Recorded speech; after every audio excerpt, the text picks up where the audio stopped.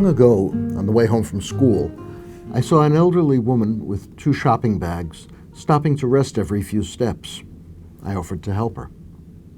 "How far are you going?" I asked. "Not far, just down the street." We walked a few blocks. My arms were tired, but I was too proud to rest. Every so often, I asked if we were getting closer. Each time she answered, "Not much farther, just down the street." Finally, she turned into a side street. "Is this the block?" "Not far, just down the street." We plodded a few more blocks. My fingers were aching and numb at the same time. Finally, she led me into an apartment building. "What floor are we going to?" "Not far, just upstairs." At each floor, I asked her if this was the one she lived on. By the time we reached her 5th floor apartment, I had been not farred into exhaustion.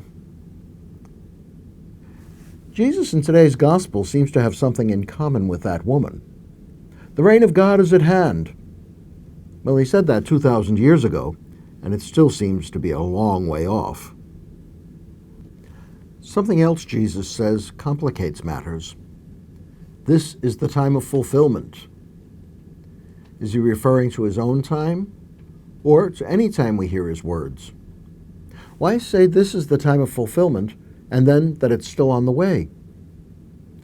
So where is it? If it's already here, we should be able to recognize it. Well, the reason we can't recognize it leads to the third thing Jesus says. Reform your lives and believe in the good news. The reason we don't see the reign of God is that our lives need reforming. The reign of God is the fullness of God's presence with us, resulting in the forgiveness of sins, the establishment of just relationships among people, the sanctification of all creation as an offering to our Creator. Can we see signs of that? The clearest presence of the reign of God is Jesus, God's reign made flesh. The time of fulfillment has come is another way of saying, "Here I am." But are we too late? Have we missed the chance to experience the reign of God? Must we wait till the end of time? No, because God's reign present in Jesus is carried on through the church, sinful, weak, and divided though it be. In the community of men and women struggling to be faithful to Christ, sharing God's love with friend, foe, and stranger, there is the reign of God, even if not in its fullness. And the reign of God is not confined to the church. There are signs of that reign throughout the world. The breaking of shackles that bind the bodies, minds, and spirits of men and women, the advance of knowledge, the work of artists, and the growth of solidarity among nations, cultures, and religions of the world are all signs that God's reign is here, that the world is growing toward the vocation God has set for it. The symbol of all this, our truest experience of God's reign, is the Eucharist.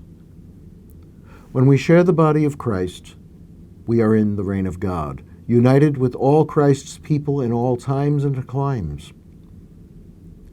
I often miss that, which is why Jesus calls me to reform my life, to make it a sign of God's reign.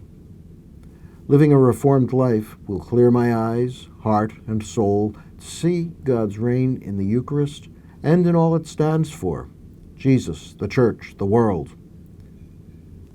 This is the time of fulfillment. The reign of God is at hand. Let us reform our lives so that we may see it present and coming.